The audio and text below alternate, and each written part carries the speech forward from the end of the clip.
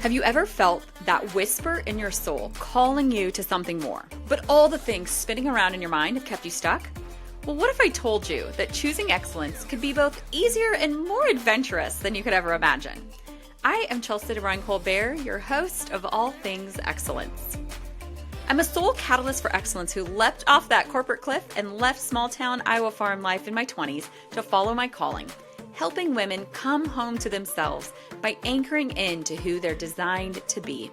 I create sacred containers where women rediscover their truth, design their dream life, and transform those whispers into action. Now you can find me running my business from the soccer sidelines as a coach's wife, hiking my favorite Arizona mountain, or back in Iowa with my family, or on an adventure chasing my next sunrise, hot cup of coffee and journal in hand. Through intimate conversations about the stories, the traumas, and the transformations behind choosing excellence, we're creating a collective healing journey together. I believe in diving deep into personality designs, experimenting boldly, and learning life's greatest lessons through our beautiful chaos. Every week, my guests and I are going to rip down the curtains so you can see behind the scenes of real transformation as we explore what excellence actually looks like. Not just the highlight reel, but that messy middle where the magic happens. Whether you're seeking inspiration to take that leap or already on your journey and craving connection, this is your invitation to join us. So grab your coffee, settle in, and get ready to discover just how close you are to the life your soul is calling you to create. This is All Things Excellence. Hey everybody, welcome to today's episode with one of my favorite people in the whole entire world, Tracey Altman. We met through a women's business mastermind, and we also used to both live in Dallas. She is my favorite Bostonian, but we did both live in Dallas. Now she lives back on the East Coast, and obviously I'm out here in Arizona. She is the owner of Altman Marketing Consulting, and your tagline is my favorite. You ignite fans and brands, and you have had a beautiful career at places like Nokia, Wholly Guacamole, Smoothie King, that's very anticlimactic how I just described that, but we'll talk about your story in a minute. This morning when I was thinking about all the ways to describe you, I thought you're a mom to Zach and Jacqueline. You are a dog mom to Boston and Harper. You are the ultimate adventure lover. You are the most loyal friend. We are so lucky to have you. You are an author. You've written a couple children's books about the dogs, which the proceeds for these books all go back. We'll have to link those. We'll link those somewhere in the show notes. The proceeds for these books go back to shelters, dog shelters, because that's a deep place in your heart. You are a very dedicated Christian. You are an ice cream shop owner, Boston native, and a Patriots fan for life, just to name a few things.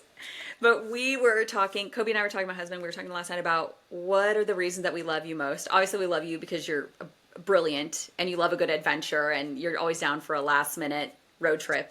But most of all, we love you for how you love us without needing us to be anything but ourselves. Our favorite moment was when we were all back in Dallas and we had my siblings and we'd come over for Zach's marathon party and we were doing the good Midwest goodbye, which if you don't know what a Midwest goodbye is, it's like you say whelp and it's like, okay, we really want to leave because we're tired and we want to go home. And then you do this like slow creep for the next 40 minutes to end up in your car and get to leave with a lot of whelps. And we're standing there in the doorway. We were obviously exhausted from the road trip. You were exhausted from the day. And you go, okay, everybody, we're all done now. You go home. I'm going to bed and you need to go to bed. And that changed our life. It was the most simple thing that changed our life. And it just gave us this permission that we get to tell people when it's time for them to go home because it's time for us to go to bed. And we love that about you because we never feel like we have to keep entertaining you or keep talking to you. Even when you come visit, we're like, Tracey, are you ready to go to bed? We're ready to go to bed. Everybody's ready to go to bed. Let's go. So introducing you are my favorite creative fellow adventure person, Tracey. Wow, that's quite an opening. I'm a little nervous now. That's a lot. We love you a lot. All of it. I use it on my dating profile, just the clip of everything you just said. Yes. You know what? We'll put it, I'm sure we'll get to keep TikTok. I'm sure we will. It's too big of an Okay. industry. I know you love TikTok. So we're going to clip that and we'll put that on pinned on your TikTok for people to meet you Done. for your dating Done. profile. Just saying, if you have a really wonderful, peaceful, sound guy who loves adventure, might not always need to go on the adventure because you also love a good adventure with your girlfriends, but is single and very mentally healthy and emotionally stable, you can send resumes to me. Okay. And I then will you sit. could be the person to go through. I'm loving this. I'll This is sit. another line of business. I'm loving this. You didn't know. I'm gonna be a matchmaker. Matchmaker.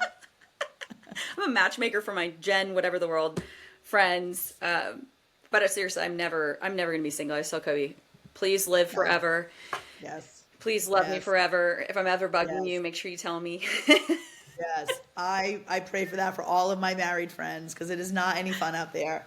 Work on what you got. It's Yeah. worth it. It's worth the time and the energy. Do it. Yeah. Do it. And I believe in marriage. I loved being married. Yeah. And I just think that everybody needs to just work a little harder because there's nothing, everyone thinks there's all this great things across the street and there really isn't. No. It's really has reminded me. Yeah.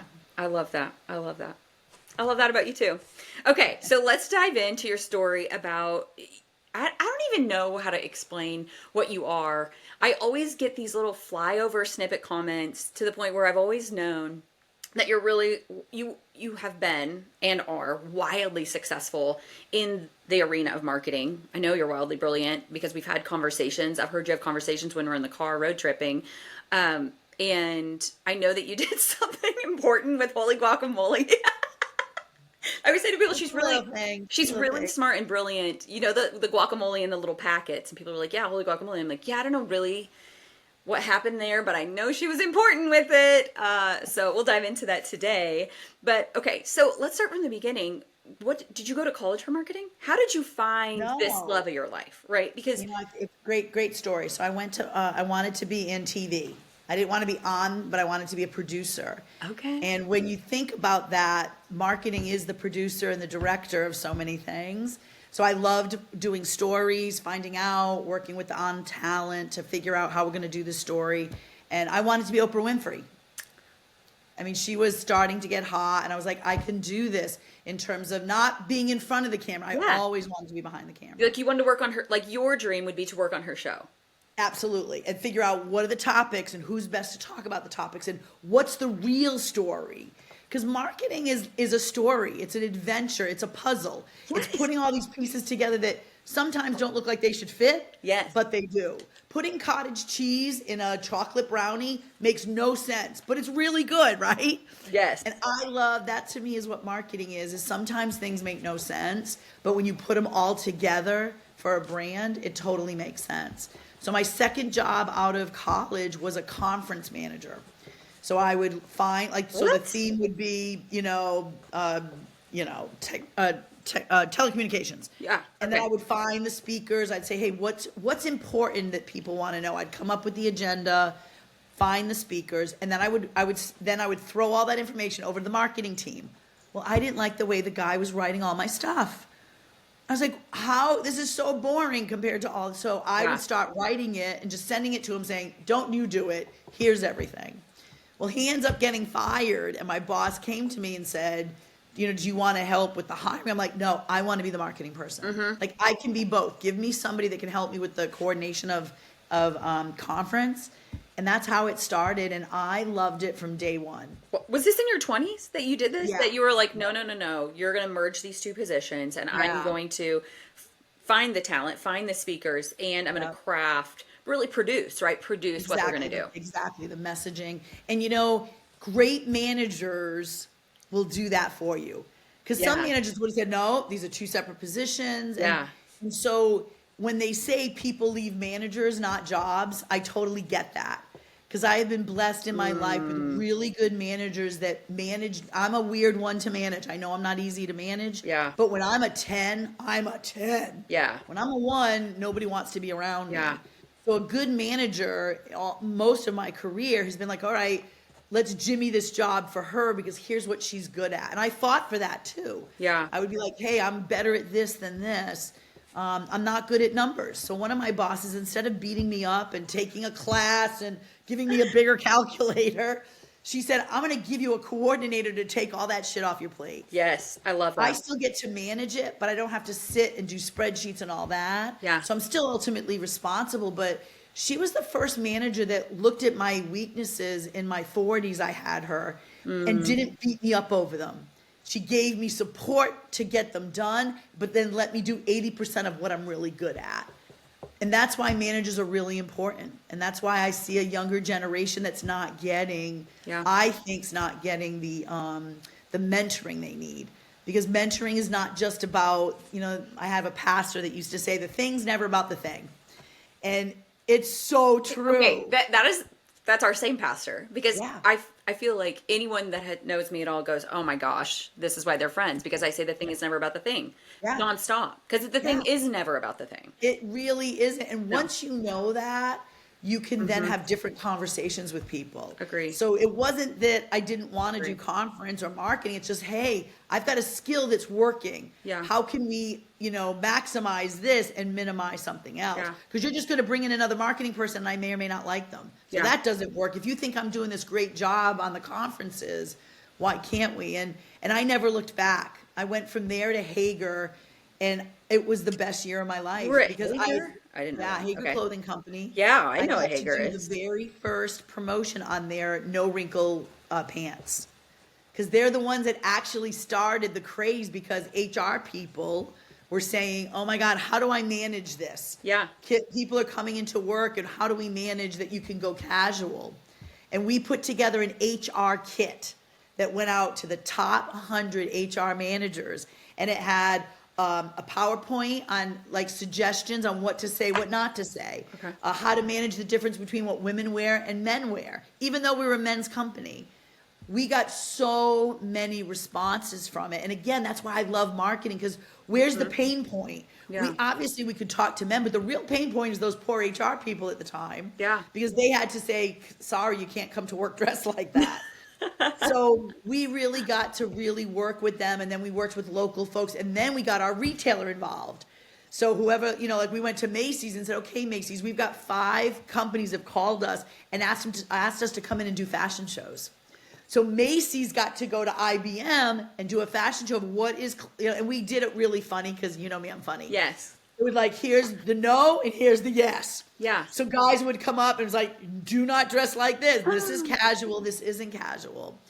And I love, and that was the beginning of gosh. let's look at things differently. Yeah. So we didn't just make it we went through HR people, and it was brilliant.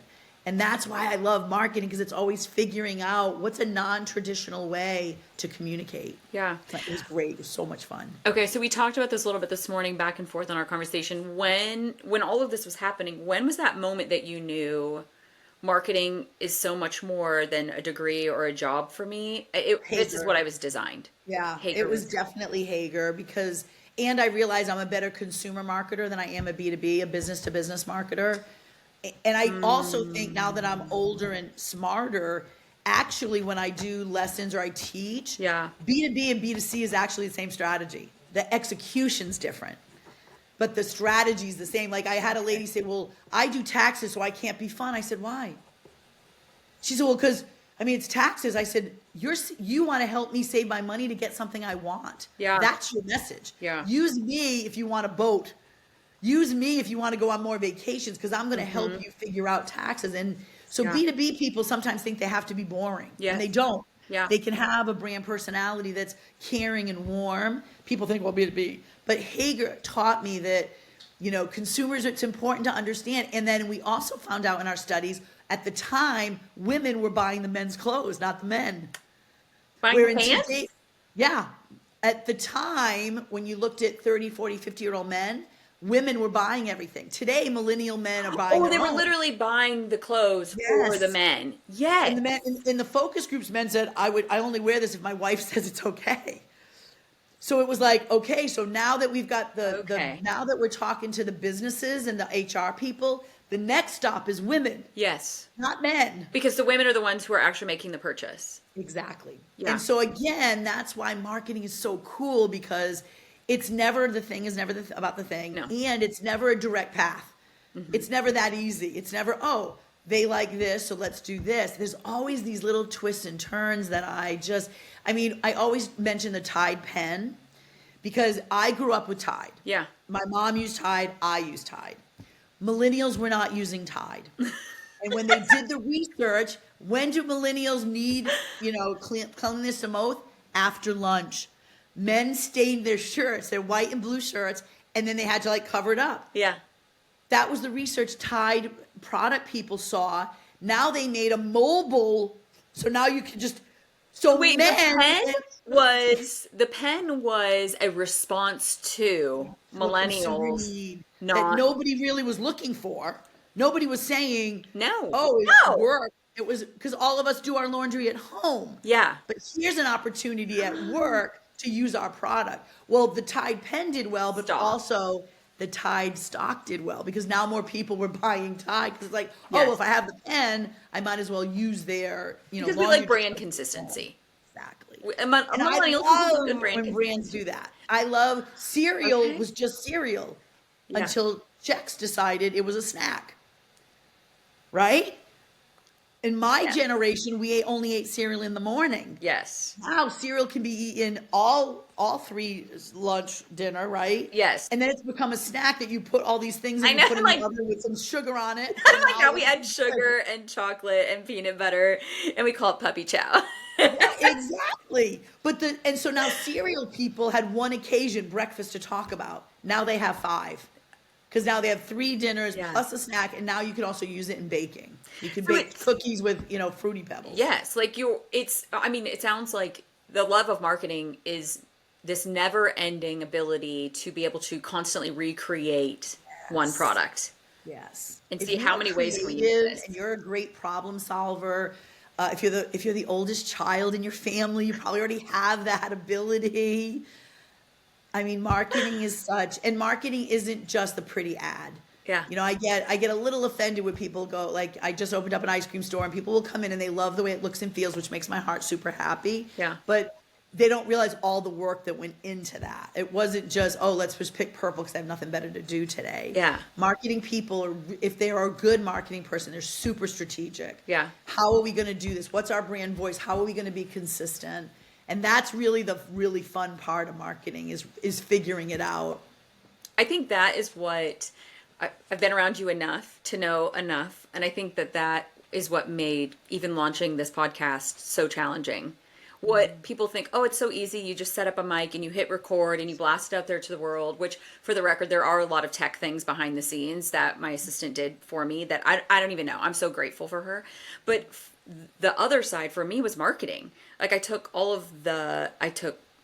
what it's called, the taglines, the photos that I use, the colors that I use, like the amount of times that we recorded the trailer and the intro to set the tone. Yeah. Absolutely. And there's a point, the other thing about marketing is you got to know when to stop.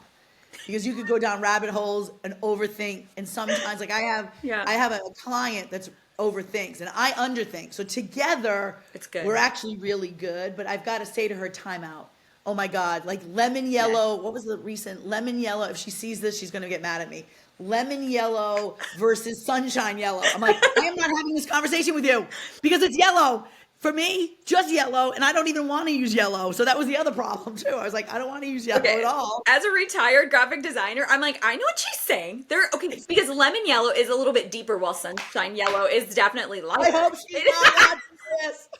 Like, okay. And she's gonna say, I told you so. Yes, like, okay, as again, retired graphic designer over here, I'm like, I know what she's saying. Yeah, and I was like, oh my God, just pick a freaking color. Like you're done.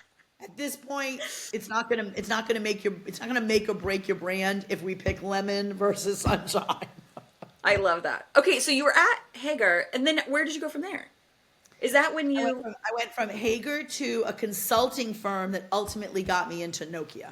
Okay, and at Nokia, I was just at your house, and which you were on vacation in Thailand, but in your house there were things hanging around upstairs in your guest room, and I was like, I text Kobe, my husband, I was like, craziest. I think Tracy did a lot cooler things than we know she did because there's really cool things hanging around here that say I've been to cool places with cool people and I've done cool things. It's, What happened with, so you what did know, you do at Nokia, Nokia? And Nokia was the best startup I've ever worked for because Finland was in charge. it They was a were startup? Finland. You worked for Well, it Nokia when it really was a, was because Finland managed everything and all the, all product development. But then the United States had to then take that and figure out how do we market here for cell phones. for cell In phones. case our Gen Z kids are listening and they're like, what is Nokia? Oh, that's a good point because we're not around. Well, we Right. do have there is. I have seen some Nokia phones coming back, which makes me very happy. But we didn't know what we didn't know, and Yeah. I worked with. They just hired the most amazing people that weren't afraid to say no and to try things. And we had it happened, and AT&T called us and said, "Can we use your phone for billboards Stop it. for the one rate?" And we're like, "That's never going to work. Why? Like you're making all this money on your new cell phones because cell phones weren't that weren't out there yet, Yeah. and they wanted to bunch for business people. They wanted to do all for Okay. 80 minutes, for 100 minutes, whatever it was. That's when they started the bundling." Yeah. And we're like, we don't think that's going to work. Well, it did, obviously. It Yeah. worked like crazy. So our phone became kind of the connection between AT&T. Was that the And then- days in the, like when we had the light up Nokia Yep, one? yep. It like lit up on the side? That was my favorite Right. phone. I loved Right. it. Well, then we started doing research. So right now it was business people got them. Okay. Then they got enough for consumers, regular consumers. But then we noticed, Tracy, yes. were you on the marketing team that decided we needed to have all these freaking cases for our phones? I was just gonna say. Stop Then it. we do research, and people want things to match. Stop They want it. to be able to take their phone cover on and off. They want to be able to wear it.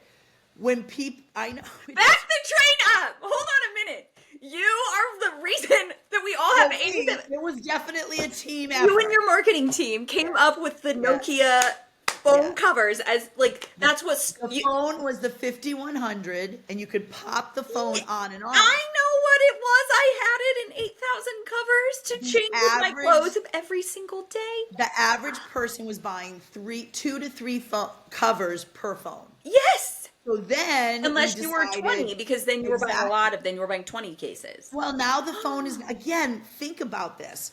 A phone is a technology thing, I'm using it. Now it's a fashion thing.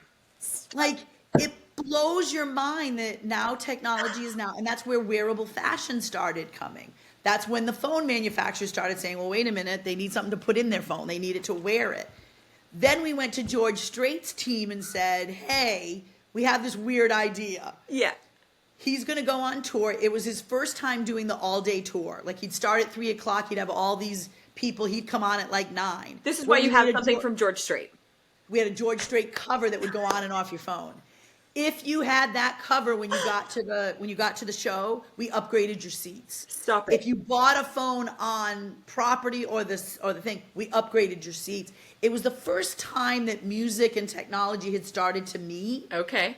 And it was the first time, and then so I got to go on a travel bus every weekend for Lord knows how many. You're kidding. By the way, don't wear pajamas on a tour, because I thought we were all going to get in our pajamas and lay and sleep. That's not what you do on a tour bus.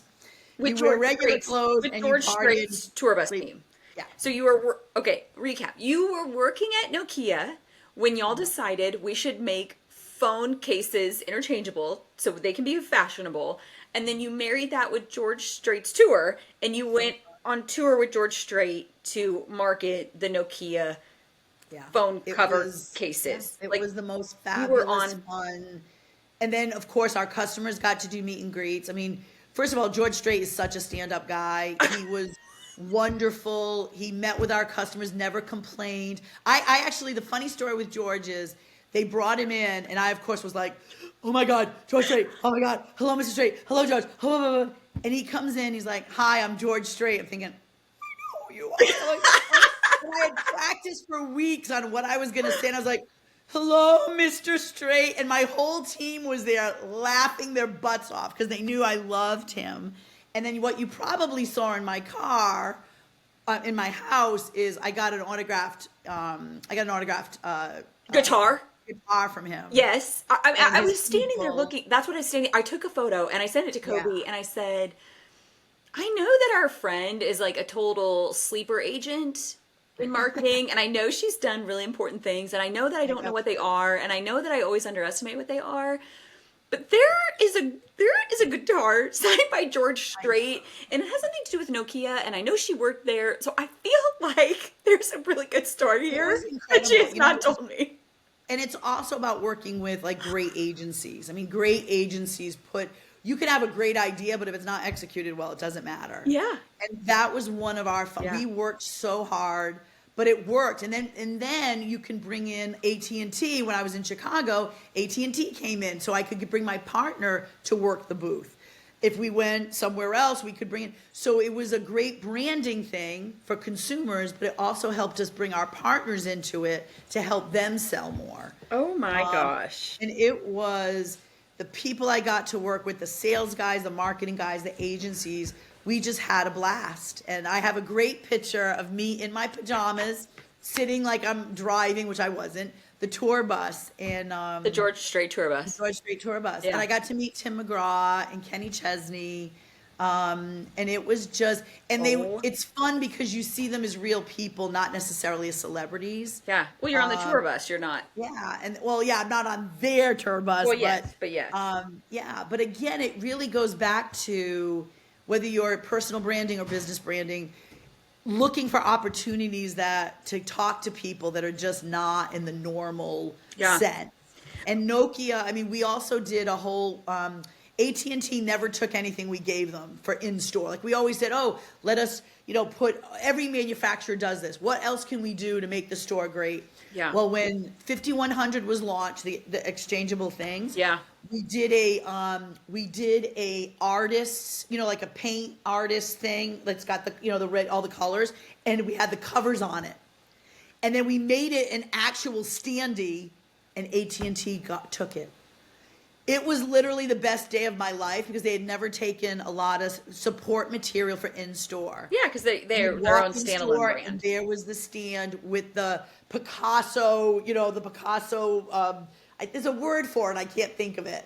And it's got, like what you paint with, and the white, the blue. Yes. And it just, we couldn't, and then the attach rates with the covers. I mean, AT&T, T-Mobile loved us because the margin was really in those covers, right? Yes. Yeah, that's their So, markup. You're talking about like their yeah. actual profit. Like that's It where. was just such a fun, Yeah. it was such a fun experience. And it was marketing and sales and operations working together to figure out how to do it. And it was fun. You know what I was thinking about was, as you're saying this, I'm like, no one takes two unrelated things and brings them together to be so beautiful like you. But then I was thinking about when we were in Sedona and you open up the fridge and you look at the remaining ingredients that we had and you combined the wildest things to be the most delicious appetizers. And I I thought, think of you every time I chop cilantro. oh my gosh. Okay, just so you know, if she comes to your house and she cooks, you will find cilantro for weeks on end. So now every time I'm cooking with cilantro, I'm thinking of you and I'm laughing hysterically. But I mean, it's like that to like what you can do with some brie and some apple and some like Boursin cheese and some like. Yum, But it's yum, but yum. that's what you do in life. Like in marketing, in life, you take two things that you would think would never be great together and you marry them and you make magic. And I really do appreciate I do think one of my super skills, and I think all of us, especially women, Yeah. we tend not to want to say we're good. I'm Yeah. very good at unique branding. Mm-hmm. I'm very good at looking at where the problem might be and what else. Wholly Guacamole, a really quick funny story. Yeah. Okay, so where you went from Nokia, then did you go to Wholly? Nokia Consulting Wholly. Nokia Consulting. Because Wholly was actually a client of mine when they were Avo Classic. And I worked with them first, and then I joined their team. Okay, so you went from Nokia into a consulting firm Yep. where you met Ivo Classic and you Yep. went to work for them. And while working for them, it got rebranded to Wholly Guacamole. Yep. We actually took the name off of the package, which as a marketer, that should scare everybody. It scared the sales force. Yeah. And because what we found was people that bought it, first of all, it was a bag in a box. So those of you Yeah. people who remember Wholly, it started in a vacuum sealed bag in a box, which a normal person would say, that's weird, and it's avocado, and why isn't it brown? So lots Yeah. of questions. But the people that loved us, loved us. Yeah. We didn't have to explain it. They knew it was fresh. They knew it was good for them. Yeah. They were early adopters into avocado at the time. Yeah. All the research we did, people said, oh, I love avocado, but it's fattening. They didn't understand good fat versus bad fat. This is back in the, it was back in the 90s, 2000s. It had to be in the Yeah, it was 2000s because That was- I remember being at my nanny family in 2006, 7, 8, 9, something like that, in that range. And then using that and me thinking, why is there avocado in a plastic package? Right, right. It doesn't make sense for people. Yeah. So, but the people that loved us loved us. Yeah. So I took the name off, and on the packaging said, please name us. We need a better name. And we did it. We did a contest. We got 5 of the best names, and I knew it was going to be Wholly. We're going to vote. Consumers were going to vote. The minute somebody wrote Wholly Guacamole, we trademarked it. Yeah. Because we knew. You knew. That. And then one of them was Dancing Iguana, which we loved, and we ended up using that as a private label for Walmart. Yeah. Big Mouth Guacamole, which I loved, but and I think we couldn't use it. Somebody had Big Mouth Burgers at the time, so we couldn't. And then Green Envy. And But so none of this hold a candle consumers to are Wholly. such a great, and so they named it. We then made it Wholly Guacamole, and we never looked back. The name change itself, was amazing. But then we were just a party dip. If you looked at our sales, Yeah. Super Bowl, and then it was low, low, low, low, July 4th, low, low, low, Okay. Halloween, Okay. low, low, low. So now we have a brand. Now we got to look at usage. What are people using it for? And our goal was to be like the mayonnaise and the yogurts of the world. Why aren't we using so why can't we use it as an ingredient? Mm-hmm. If you make chicken salad with guacamole versus mayonnaise, it will change your life. Agreed. So now it's like, now we're an ingredient. So now how do we market? Oh, everybody, if you're making chicken salad today, put guac in it versus mayonnaise. So now we're changing the usage, which now people are picking us up more. So now you look at our sales and now you're seeing, we got it's not just only those party occasions, Yeah. but there are usage occasions. Put it in a spread versus mayonnaise. I mean, instead of on a chicken sandwich. Because now we're telling people it's healthy. So don't use mayonnaise, which isn't healthy. Yes. Use guac.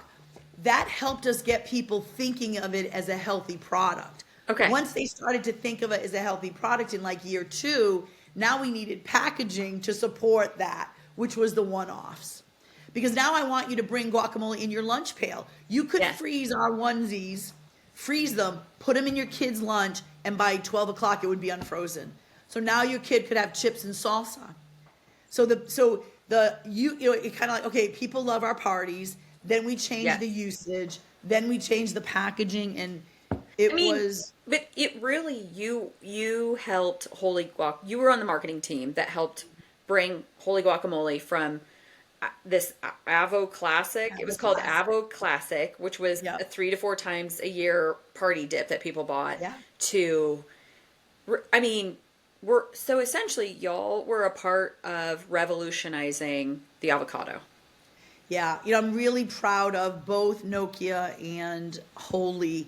We're 2 very young markets and industries that we got to be part of growing. So, not everyone had a cell phone when I started. I had a bag phone. They gave me a bag phone in the beginning. And then funny story, Bobby Billman was my boss. He gave me a phone. And so I would put it in my desk drawer and go home at night. Well, one day I come in the morning. He's like, where the hell have you been? I've been calling you. I'm like, oh. And I open up my drawer, 27 missed calls. He's like, no, you have to carry this with you. This is because at the time, none of us had, it was expensive. I didn't want the company to think I was, he's like, no, that's the way I get a hold of you. So it was really funny that I got mobile. Mobile wasn't really an industry, and I got to be part of that with really, really smart people. And then guacamole, there was only one guacamole in. Now I want to say there's 12 places in the grocery store, whether it's frozen, whether it's a packet you put in.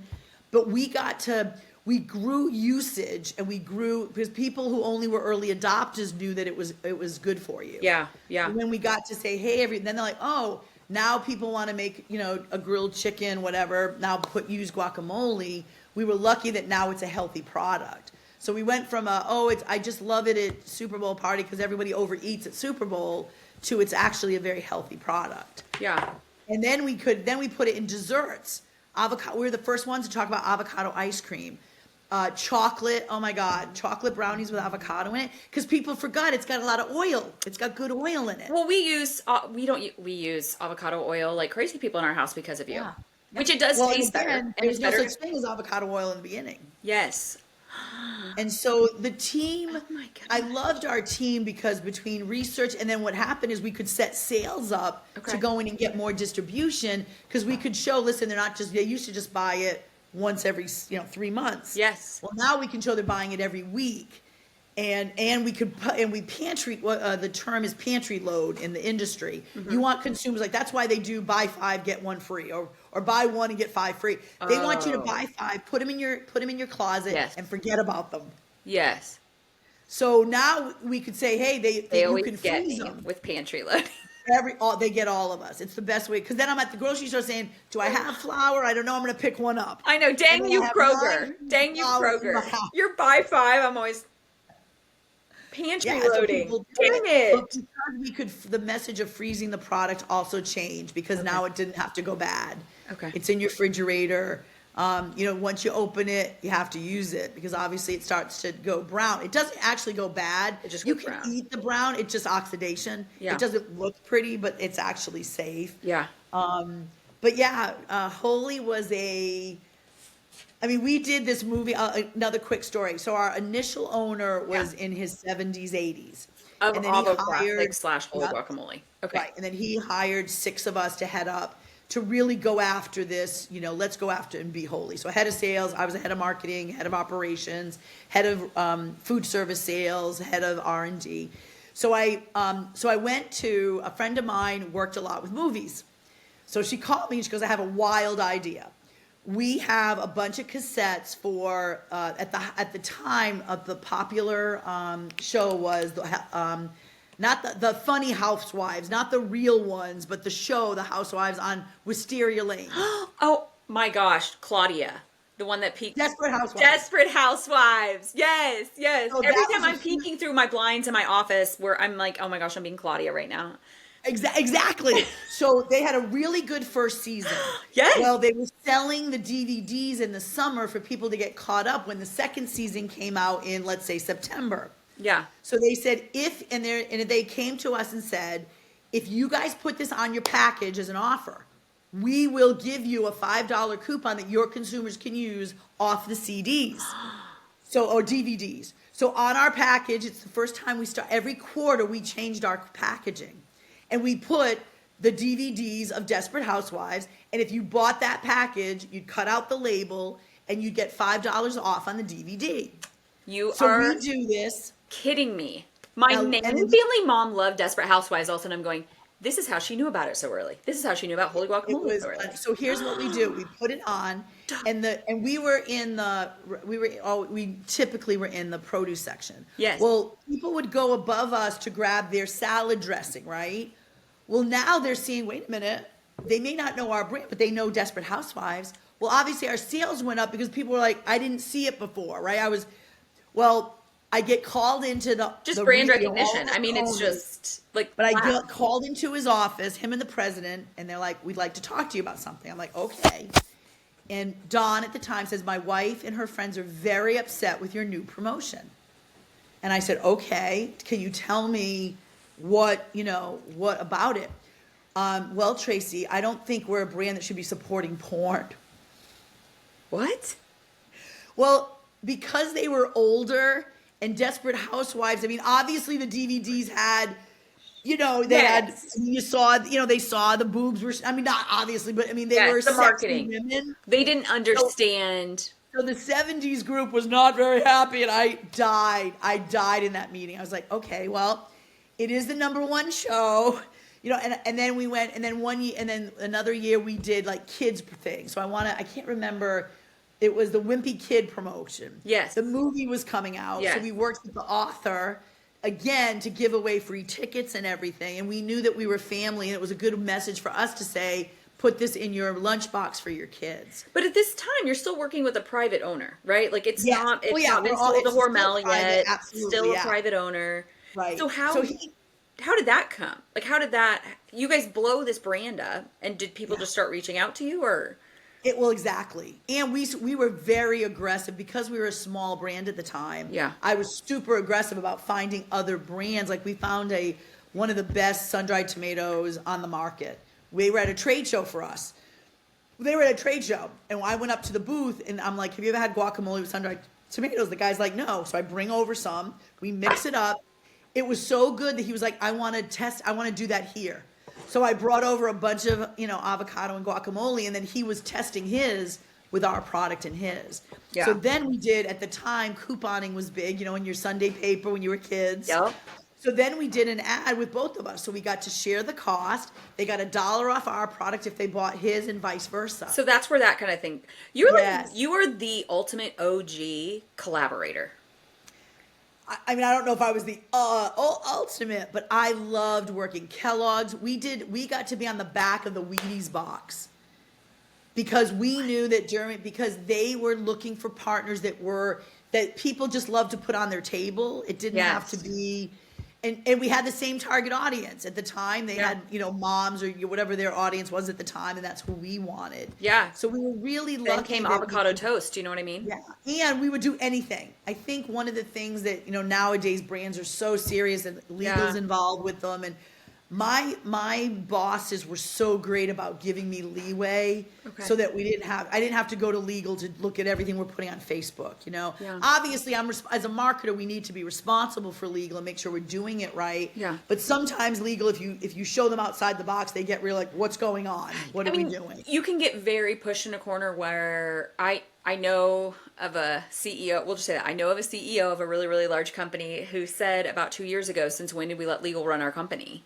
Because legal can get very controlling now with all of the social media as to how. And I understand that. I mean, I want legal. I have one legal guy. If Dick's watching this, he'll crack up. He was the best experience for me with legal because him and we would close the door, and sometimes we would raise our voices, but we always left the meeting with respect. Yeah. Because he never said no, and I never said yes. Okay. Because we'd get into the meeting, I'm like, oh my God, why is your team driving me crazy? And then he'd say, well, here's the 5 things. I'm like, okay, 2 of them I will take out. Yeah. But you got to let me, so. Finding a middle ground. You do need to find middle ground because you don't want, I certainly don't want us to get closed down. And all marketing people, sometimes I get a little sensitive because I feel like maybe legal and operations thinks we're just being crazy people. Mm-hmm. I want to think through stuff. Like the first time I went to Hager, I developed, the very first year I was there, I developed a new flap on their back pocket. I wanted something new to kind of show people a new message, right? Yeah. And that's where the best marketing is because the way that you fold the clothes, the back pocket ends up. So putting a back pocket. Especially, I worked in retail. The way that you fold, everything is about how you're folding those clothes or hanging those clothes to make them very attractive on the rack. I think we called it the flapper. Yeah. So I would make a flapper. So I went down and I was new in the job for like 3 months. We did this flapper. Everybody loved it. I went down to the manufacturing plant and I'm walking around and I noticed that all of them are hand stuffing them. And I went up to one of the guys and said, why are you doing that? I thought we had a machine for that. Yeah. The guy says to me, we have a new marketing person and she didn't ask us and these are off by less than 1/4 of an inch. And that was the day, first of all, I apologized. And he didn't know who I was. And then he was like, oh my God, I'm so sorry. I'm like, sir, you have just taught me one of the most valuable lessons as a marketer. Because I wanted to do something new and I knew the measurements, but I wanted to make it bigger or small, whatever I wanted to do. Yeah. And I forgot to check with operations because I had the amount. I felt I need to. Yeah. And then again, the guy that ran operations for both Wholly and for Hager taught me a lot about being a good operations partner. We might not always agree. Marketing does want to stretch the envelope, but Jeff would say, come down and look at all the machinery. Yeah. I can't do what you want to do. 1/4 of an inch matters. Okay, is there another way to do it?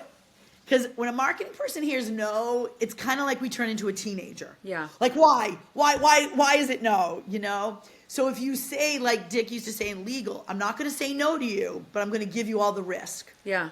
And are you willing, Tracey Altman, are you willing to put that much risk? And that was a good way for me to go, fair. But like somebody said, well, if we throw away the guacamole, they wanted me to put warnings on the little ones. And, you know, there's not a lot of space on that. Yeah. And the legal person, I'll never forget it. I'll never forget this meeting because I was like, I'm out. If somebody throws guacamole away in their trash and a homeless person comes by and licks it out of the trash and they get sick, they'll sue us. I went, I'm out because I can't think like that every day. Yeah. I mean, what if they, I mean, oh my God, seriously? But like marketing people have to be able to throw themselves off a new cliff every single day and hope Absolutely. to God that they've got the right people around them to catch them before they Absolutely. splat, right? I mean, Absolutely. that's what I say to my assistant every day. I'm like, your job is to catch me before I splat at the bottom because Absolutely. my job is to throw myself off every creative cliff I can find every day. Absolutely.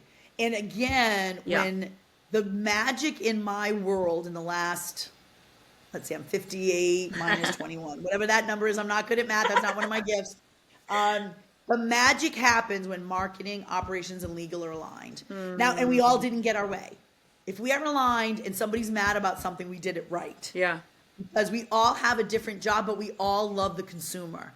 Yeah. Operations wants to make a safe product that makes sense. They also want it to be able to open. Like, you know, at one point we couldn't open up. The pack was so hard, but it was because of a safety reason. But I was like, Jeff, we still need to be able to open it, right? Yeah. Like that's still a consumer issue. Legal wants to make sure people are, you know, so I get it. We just all, execution's different for all of us and how we speak.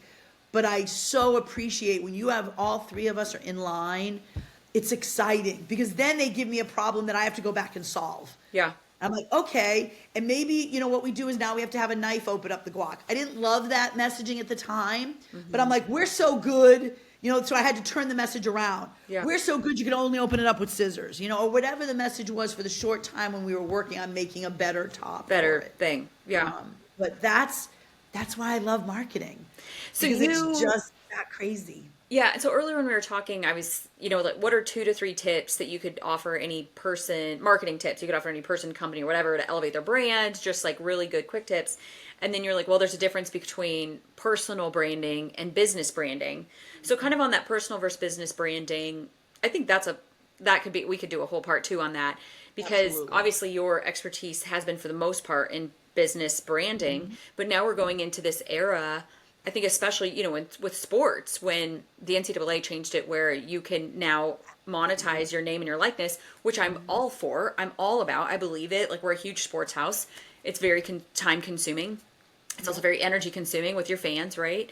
So is there like an overarching, or is it kind of like, would you separate that out with personal versus business I branding? think you do. I just worked with a D1 athlete, and I loved working with him. And he didn't realize that his brand doesn't need to be who he is.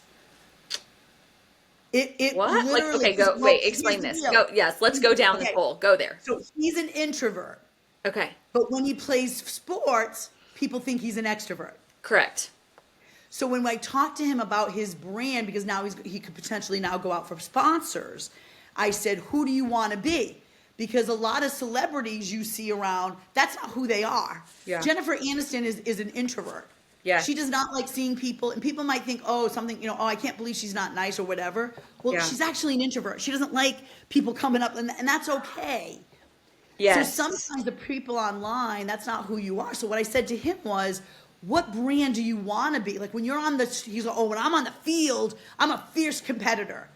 I said, that would be great. Because maybe a number 2 brand might want to come to you and say, talk about that. Like Avis, we're number 2, but we're really good at being number 2. Yeah. So it was fun to work with him on who is your personal brand versus your business brand. So like Tracey Altman, I go on Facebook and if you ask 5 people about me, you should get the same 5 answers. She's funny. She posts things that make people laugh. She posts things that are a little endearing. You know, I'm a quote girl. I'm a let's feel good about ourselves girl. But if I started getting on and talking politics, people would be like, that's not who Tracey is. Yeah. If I started to go on But what they don't know is that you love politics. I know. But my personal brand is Yeah. not, I don't do that because I don't, Facebook to me, Okay. it's my place to make people laugh. Yes. It's not my place to have too many. I have a couple serious conversations on there, but ultimately, Okay. it's my place to share all my funny stories that happen every day. So yesterday I was at a networking meeting. I'm like gonna have to video you into this networking meeting. So I'm at a network meeting, my first networking meeting in my whole life. I've never been a fan of them. I've just never been something because I am so introverted, which I get, people yeah. would be like, no, you'll tell anybody anything. You're wild and you're crazy. And I'm like, I actually like being alone all the time. Like, really though, or with It one is. friend, like with one Well, friend. so this weekend I was spending time with a friend, a family friend. We had a great time. I was with him all day. Yeah. I was on all day. Dinner ends. I helped clean up the kitchen. It's 8 o'clock, and I'm like, okay, everybody, I'm gonna go downstairs. And David said, oh no, come sit with us. And his wife was like, I think Tracey needs some of her time. Yeah. Because I'm an extrovert that needs downtime. Yeah. Because I'm going to give you 100% of me. And I Yeah. did. We went shopping. We cooked. We talked about everything. But now I'm done. Yeah. Yeah. And at 8 o'clock, just like you, which is why I loved when you and I stayed together, because I could go, I need to go in my room and I need to do social media. I need to just be alone and stop talking. It was, but that's why we thought like you were the best house guest that we ever had. Like we made house guest rules after you were here because it was like, okay, bye, see you in 12 hours. And we were in the same house. Like we're like 3 walls apart, but it was like, okay, see you in 12 hours. And we absolutely loved that. But in this meeting, they were like, hey, everyone is going to make a social media post about who they are. And then we're all going to reshare everyone's post. And I looked around at the table and I was like, okay, to clarify, you want me to make 12 stories in a row about advertising for each of all y'all. And I'm supposed to say that you're great and awesome. And she was like, yeah. And I said, okay, I am a closet social media marketer who is not for hire. I'm not doing that. And my husband was like, oh my gosh, seriously, like your first networking meeting of your whole life. And you're like, yeah, actually, I'm not going to do that. And I go, well, but my brand, I only share things that I'm insanely passionate about. I feel like my audience trusts me. They know if I'm posting about it, I freaking love it. And I just felt like that was going to be really, I think that's a bad way. What I would have done is said, let's partner up. You two work together. You see what work together for a month, get to know each other. Yeah. And then if you want to post about me, you can, but I would not do 12 strangers. And I am so protective of well, and my also LinkedIn stories. audience. No one's following 12 No. spammy stories. No one's going to No. click through 12 spammy stories. Like, I'm going to lose my audience for the next 24 hours if I do that. Well, I was just going to say, then you get the bad part, and then I know what the person who's running it's trying to do. I get where she was coming from, but I was like, Absolutely. But I'm very protective of my LinkedIn. And a lot of people will say to me, because I'll always say, go through my LinkedIn. If you find somebody I'll link in everybody. I love connections. Yeah. But what I won't do is I won't just on my LinkedIn put you're wonderful unless you really are wonderful. Because if I give you to somebody, that person trusts Yes. that I've given them a good person. Yes. And that's my reputation, right? Yes. And there's a lot of people that will ask me to do it. And then I say, hey, I'm happy to connect you with somebody one-to-one, but I'm not going to say, oh, John is the greatest writer in the world. I just won't do it unless No. I feel it. So I don't think you were wrong. And I think the person running the program, that's a big ask. right? Well, it doesn't Yeah. really teach us anything. If we paired up people and said, Chelsea needs a marketing person, then you and I got paired up. And I then liked you saw you. my magic over a month. Yeah. Then you might say, oh, okay, Yeah. now I'm okay to do it. So Yeah. I totally understand that. So would that be my personal brand or my business brand or a little bit of both where, you know me, like if I don't like something, I don't like it. If I don't like someone, I don't I like think them. it's both. That's both. I mean, I think it's both. I think Yeah. on my business brand is my LinkedIn. I will only say what I want from a business. Okay. My personal brand's kind of the same way. I mean, Yeah. I don't put a lot of people on but if I love a product, my Facebook, I'm always like, oh my God, I just got this new skin Yes. thing and it's great. Oh Yes. my God, I just got this new Dyson thing. Yes, It's great. we're So- both obsessed with Dyson hair dryers. Dyson Yes. hair dryers changes lives. And I didn't use it today. I still think Dyson needs to hire you. Dyson needs to hire Oh, you Dyson, if to you are redo their listening, marketing I will because do it for free. it's I am a Dyson it's fan. too like very serious, very, very thick hair. Yeah. Like this is day Thick, 3 or 4 for thick. me, you know. So Yeah. like I've been sleeping on this hair and it's I still got know. all I this know. going Look at, on. I mean, the top looks bad, but look how good the bottom Yeah. looks. Just from, and this is a It 3-day old, 4-day old Oh blowout. my gosh, like the way you, how quickly a thick haired girl can go from the shower to perfectly dried, styled hair and out the door. It used to be a 3 hour process for me. Now, if I had to get it done in 40 minutes from like I'm walking in the shower to I'm walking out the door with Dyson, I can do it. I can Yeah, do it. it I can really do it, is. right? So I think it's both because on my Yeah. personal stuff, it's I'm eating this. I found a recipe. I share a lot of tips and tricks from TikTok that I Yeah. like, and then my business is separate. And Okay. I think they need to be in some respects, depending on what you do. If you're a coach. Yeah. So there's a lot of your personal and your professional that are together. Okay. But there's also a part of Chelsea I know that you don't share with other people Yeah. or you just share with your inner circle. So I Yeah. think we all have to be, especially women, have to be protective of their space because I'm a giver and I will give sometimes till it's not good. Yeah. Till Same. I'm the one like, oh my God, I'm so exhausted. I'm helping. And they're like, why? Yeah. So I think as Same. women, we have to really know who we are, what we're doing and why we're doing it. And, marketing people, there's always the what do you do? How do you do it and why? Okay. We spend too much time on the what and the why, and the Yeah. what and the how. Yeah. We don't spend a lot of time on why. Why am I And actually why doing is this? really the most important because then it helps us put boundaries on why we're doing what we're doing. Yeah. I love helping people. I love if you call me and I can do it. But I also have a point where if I care more than you, I have to stop helping you. Yeah. I see. I mean, If I have a client, I'm constantly talking, like, are we done Yeah. with that? Have you done this yet? And I was like, what are you doing? If they're not ready for that, Yeah. then they're not ready for it. I can't care more about their brand than they do. Yeah. And maybe they're just in a place right now where they can't get there. When they do, they'll call me back and I'll be able to help them. So do you enjoy, so there's branding a product, there's obviously branding an entire company, or now we have a lot of branding a person. Which one do you enjoy the most? I enjoy strategy. So when I had the new ice cream store, we wanted to find a name. The funnest part is throwing up, what do we want to be? Well, first of all, ice cream's fun. Yeah. So What we made you can't say have a yes serious- to that? Huh? When you were at my house, you were in the process of saying yes to that. What made you say yes to opening an ice cream shop? Well, I think developing a new brand is just nirvana. That is my love language. That's basically. You are a grassroots girl. Yeah, basically, we Yeah. have no name, we have no vision, we have Yeah. no go. And I'm like, I love that. Yeah.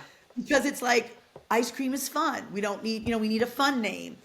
We wanted to do ice cream sandwiches. Well, ice cream sandwiches are stacked up. Yeah. So the height of them, the look and feel of the product, should that have something to do with the name? We're going to have freshly baked cookies. Should that have something to do with the name? So the strategy of who's our target, that's like, when anyone wants help with branding, I don't care if it's and people will focus on branding a product and forget the brand voice. Yeah. People get so myopic, and to me, the strategy is who are we, what's the brand voice, what's our value proposition, and who's our target.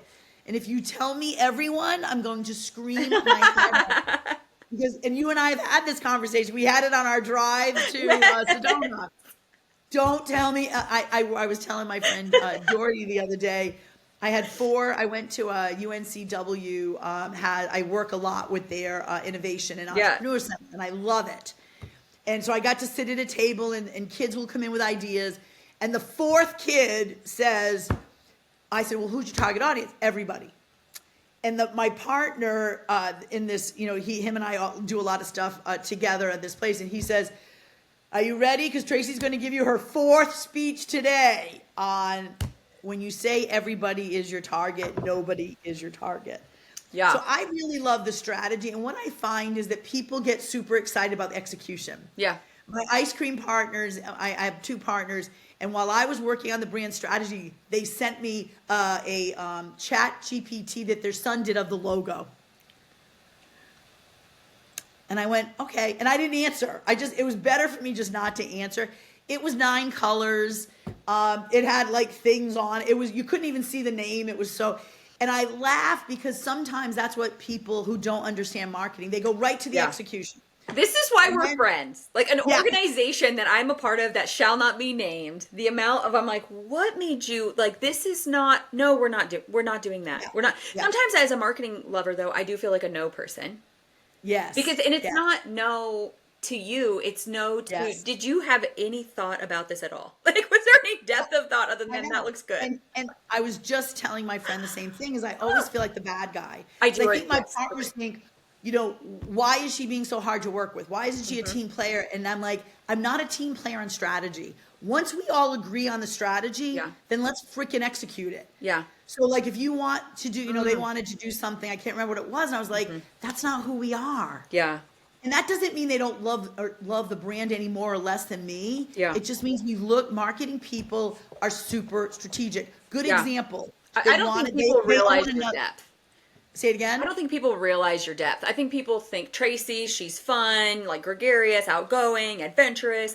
I don't think people realize your depth, like how deeply. But I think it also happens so quickly and organically for you. It's so innate that they don't realize your brain just went through 67 cycles to get Exactly. to this idea. And it's so true. And I Yeah. have to remember to slow down and explain sometimes.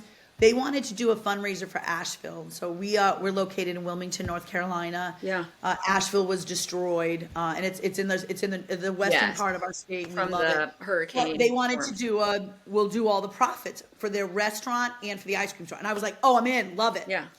So their social media person for the restaurant sends me the graphic that we're all going to use with all of our logos. Okay, so the picture was a very cloudy, dark picture. And it said, come support our friends and family in Asheville. And so I wrote back and said, I don't want to use this. Yeah. And they were like, why? And I'm like, because that's not our brand. Yeah. So I did a quote with Sun that said something along the lines of, when we all work together, we're stronger and the sun comes out. Yeah. So same message, same event, but the Yeah. execution was different. More because I didn't want to put consistent. something sad and ugly. Yeah. Because that's not who we are. We're Yes. fun, but we Yes. have big hearts. And then it was like, come help us be sweet to our friends in Asheville. So two very different. Oh. And so, but I to me, love that was that. strategy.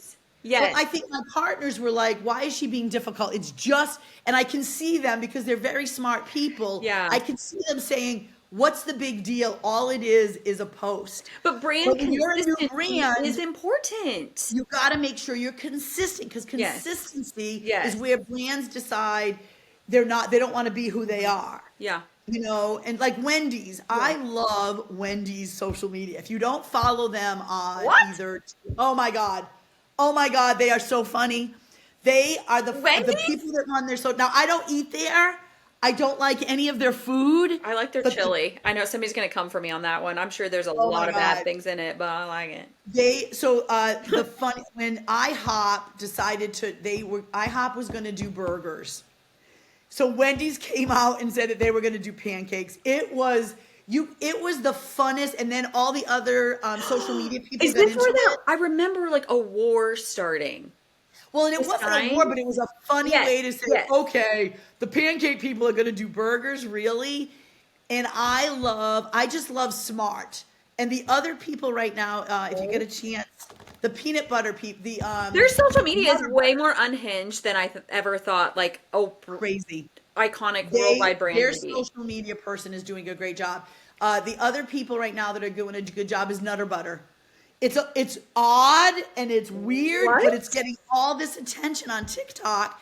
And Nutter Butter is from my generation. Okay, I remember my baby brother freaking lived on Nutter Butters when he was like 2 or Didn't 3 we years all? old. Lived on them, and he would just like gum the heck out of them. Well, as he was and eating. if you were my generation, like an Oreo, you took off the top and you made it double peanut butter. Okay, I remember dipping these in milk as a In as a milk, kid. absolutely. Yes. Yes, ma'am. Yep. Oh, So I love when brands, but here's the thing: Wendy's is targeting these, 13 to 21-year-old kids. Yeah. Smart. And they've done a really good job with that. Smart. I'm not their target. But Yeah. when I watch them respond, I'm in like awe. I'm like, wow, you go, girl. Ben and Jerry's, I love how they But they respond know to their people. That's the thing is like they know their people. know And I your think, audience. right, like know your audience. Whether you are a Know your business or audience. you are more of a personal brand, at the end of the day, it's Yeah. knowing your audience. Yes. And every day at Wholly, we had a cutout of Sam, and Sam was our target audience. So when my sales guys would come in and say, we need to do hot dogs, I would say, does Sam like hot dogs? Sam does not like, Sam's not going to buy hot dogs from us. Oh my And gosh. because I think sometimes in the beginning you need a visual of who is your target, because then you can have more strategic. So instead of Tracey Altman saying no to queso to my sales guys, I said, guys, we're a healthy brand now, and queso's not healthy. So if we can develop a healthy queso, that makes sense for our brand. But we can't have salsa, guacamole, and now queso that's 1,000,000 calories. It doesn't make sense to who we are now. So we always have to be having conversations with ourselves and with our partners about is this us? Yep. Again, great example of Asheville. We have a big heart. Our name of our ice cream store is Stacks. Yeah. STAX, because we stack up it's Yes. brilliant. Oh my gosh. I shouldn't say it's brilliant because that sounds it's very strategic. It is Yeah. the right name for us. It's delicious. Let me tell you that. I've been Yeah, there. yeah. I've eaten the I'm things. glad I've you brought came in. the coffee. No, hot chocolate bombs home. Oh, everybody loves those. Add a little bit of Bailey's to it next time. Extra. I'm just gonna. Just do that. Yes. When you're home, you can just ship us more. I will. They're good. Oh my gosh. Okay, I feel like I mean, I know you're getting you're like doing big things tomorrow.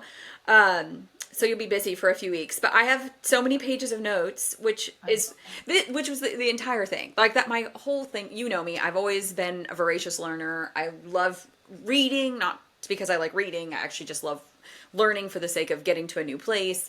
And I love interviewing cool people. When you're very good at it, you Yeah. always have been. And for those, I was telling my friend Jordy that I'm here in DC with this week, is you were the youngest person in our By master. far. By literally And I far. remember thinking at the time, being brand new to it, because, we were all we're old enough to be your mom. Like every single person in the room could have been my mom. Like that. Yes. Let's be And real. I Which remember now I'm going, oh my thinking, gosh. oh Now that my was a decade God, ago. we have a youngster here. Very young. And you, because of your love of reading, because of your love of learning, you helped I love that all of us got to be blessed with, you look at life very differently. And I think it's a great example of telling people, if you're passionate about something, get smart about it. It doesn't matter how old you are, how young you are, but you see things that others don't see. And that's a burden and a gift. Because a lot of people, I'll look at marketing and be able to tell people something and they're not there. To your point, in my mind, I'm like, blue. And they're like, blue, how did you get there? And I think you're the exact same way. Yeah. And I love that. I want younger women especially to trust themselves, but I also want them to be educated.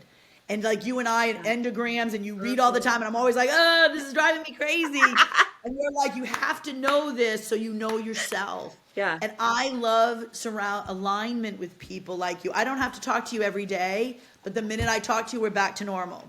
I had the best weekend with you, right? After having not seen you for like a year, 2 years. 'Cause you moved. Yes. And so I'm very grateful for this opportunity, because you're going to do big things, and your influence.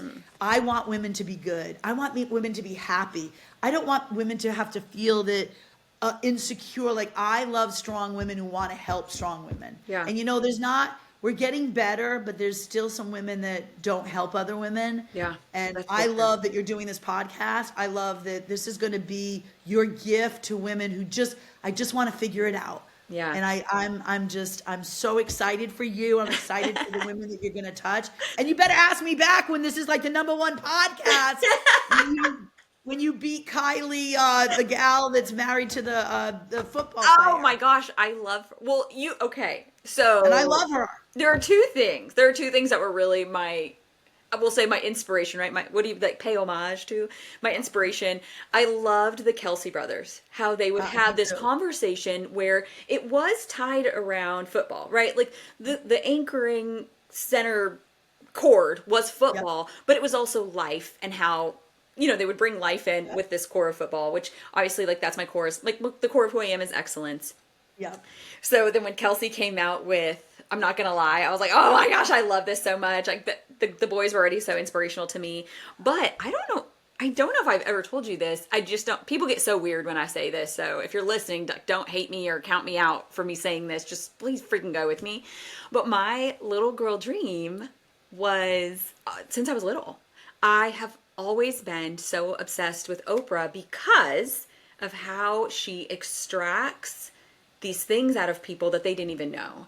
And I had a dinner with this guy called Todd. He wrote the book Alter Ego, and he was like the performance coach for people like Kobe Bryant, helped them create like the Mamba mentality, helped them create their alter ego. Very accidentally, I was at a dinner at Erwin McManus's church at a card table and like eating dinner with him, but I didn't know who he was. And you know me, I'm like too naive to figure it out until the next day he was on stage. And I was like, wait a minute, you wrote a book? And he goes, oh yeah, the best part, I go, our friend Chris was with us. And she's like, asked him some tip about like how he wrote this best book. And he said, a great book is all about the editor. My editor pulled a better book out of me than I could have ever written.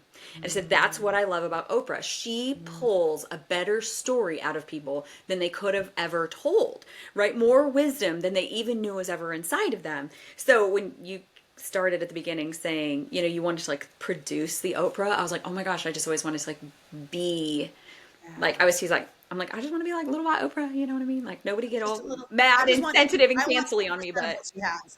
I won't get 100%, but if I could have 10% of that magic, because she was a black, overweight woman on a freaking talk show. Yes. None of that should have happened. Normally, you wouldn't. I mean, I'm a big girl, right? Such a disruptor. But yet she used it. You loved her because her heart was in it. She cried with people. She laughed, and she told people to shut the fuck up. Can I say that on the thing? So I love that she showed up being that strong woman, and then weight became part of her platform. And then I was like, hey, I'm a big white woman. Maybe I can do TV someday. But but before that, it was always you have to be behind the camera because you don't look perfect. And Oprah really broke that mold. Yeah. And I mean, obviously Phil Donahue was the person, but he was a white male. Yeah. And now this black, overweight woman, and she was amazing. And then how she turned her in, and then doing the book club, and then doing them Oprah's favorite things. And her magazine, and made it bigger. Yeah. And all of us can do that. Yeah. And if you love enneagrams, then you should do a whole program on it. I mean, whatever you are, people want, I want to be around people who are passionate. Yeah. And if you are passionate about your faith, I want to be with you. If you are passionate about, this line of business, I just want to be with people who are passionate about what they do versus, I'm a lawyer, I go to work every day and I come home. It's like, I want a lawyer that says, I love what I do. And those are the lawyers I connect with because everyone loves a passionate person. Yeah, I know. I would say I'm passionately obsessed because, being obsessed with something, people are like, oh my gosh, you're so obsessed with that. And I'm like, I am passionately obsessed. You better believe it. Absolutely. I am. Yeah. I love it. And just, I'm passionately obsessed with shining a light on people, products, and places that I love. Yeah. I love it. And then getting to use this podcast to do that. So I mean, I'm not kidding, Tracey. I took so many notes. You might be watching this. You might be listening to this drive-in. You might have already pulled over and been taking notes. You've probably stopped it a million times. I mean, the amount of nuggets that you gave as we went through this, I could go back and pull out so many side podcasts that we could create, from that. I mean, a lesson on how people need to be better managers, right? People leave managers, not jobs. The level that you revolutionize products from Nokia to Wholly. I mean, you've done it to a lot of things, but I think Nokia and Wholly are probably those are probably the ones that you're the most. Yeah. I didn't really understand what you did with those, but just for the record, y'all, it is not me being a bad friend that I don't know her. You just don't talk about it. Like, it's not something that you talk about. And then we get so busy talking about all the other things. It just, right. Yeah. You're not like fun. Friend discovery. We're still learning about ourselves even after knowing each other for 10 years. Yes. I love that. I love that. Yeah. And I just always, I don't know. You're not a like, you don't need this huge giant fanfare. You have zero ego. Right. Zero ego. You have to have a little bit of ego. A little bit of ego is good for you. But I'm not Yes. pompous. I'm No. not, my work speaks for itself. Well, I'm really proud of the work that yeah. me and my teams have done over the years. Yeah. I love going, I still straighten the Wholly, that's where we got bought out by Hormel. Yeah. I still straighten it out in my Harris Teeter. John knows me. I go in the back. John gives me a whole thing, and I'll help him set it up because it will always be it Yeah. will always be part of who I am. Yeah. I have, you can't see, but my pajamas, yeah, I'll show you my bottom. Yes. So avocado, oh, where'd you go? Are you there? Wait, can you see me? I can see you. I can't. Can you see me? Yes. I can still see you. I don't know how to get you back. Because I'm not hold on. I'm not a technology girl. Hold on. Okay, there you are. You see me? So you guys, you can be a marketing expert, but you don't have to be a tech person. We pay people for things like that. And this is totally me, right? Yes. But you know where I was thinking that the ego, but it's good ego, a good amount of ego is you know your worth. So we'll end on this, and then you guys, she's coming back. We're coming back. We're going to have many episodes. But we were driving to Sedona, and you're like, oh, hold on, I got to take this call. And you took a, I don't know, 30, 40-minute call, whatever, and you got off the phone, and you made a comment about how much that call cost that person. And I thought, what? Huh? Oh my God. Okay. I mean, I know that you're brilliant. I know that, but I thought, I think I need to reevaluate the level of value of this time that I'm having you in my house, and we're going to Sedona. I don't know what we're talking about. But I thought in that moment, it really, what it spoke to me was, my gosh, she knows how much she's worth. Yeah. And I think we all that should. is We where all should. women need to love women more, is like helping each other know our worth. You know, because you help me with that every single day. You and Chris are the biggest people to tell me how much I'm undercharging for everything that I do. Yes, young lady, we've had this talk many, many times. Nonstop. Yeah, And I think again as women, the other thing is if somebody calls me, I'm always into help. And it took me a while and a coach to say to me, I love that, but you're not getting compensated. And I don't think of it that way. I just think, oh, Chelsea needs help, I'm going to help her. And he's right. He's like, listen, even if you don't charge a lot for those people, you need to start to be protective of your worth. And now I'm not ashamed. And if people can't pay my price of a customer, I'll negotiate, obviously. But you're also coming to me because somebody told you she knows her stuff. Yeah. So I think there's a balance between I think ego has turned into a bad word. Yeah. I'm confident in my ability. I've got a great ego, but I'm not overly confident that I can't learn anymore. Yeah. I think that's the difference. I love when you say that you're always, what's the learning? You're an ever learning. What's the word? Oh, I'm you a use? voracious learner. Yes, I love that. Because I think I'm that, but in a very different way from you. I mean, you're a reader. I can call you about anything. Like, okay, I'm an Enneagram. What does that mean? Because right now I'm feeling this. And you're like, Tracey, you're an 8. But sometimes you're stressed as a 4. And I love that you have that passion around that, which when you do the Enneagram one, I want to be part of it because you know how much I love that. If anyone's wondering, her Enneagram, her core type is a 7, but you have a very strong wing 8, which is where we have, I think that's, we are the exact same coin, but our dominant parts are the opposite sides. So then which I think is hysterical. we have a lot of fun.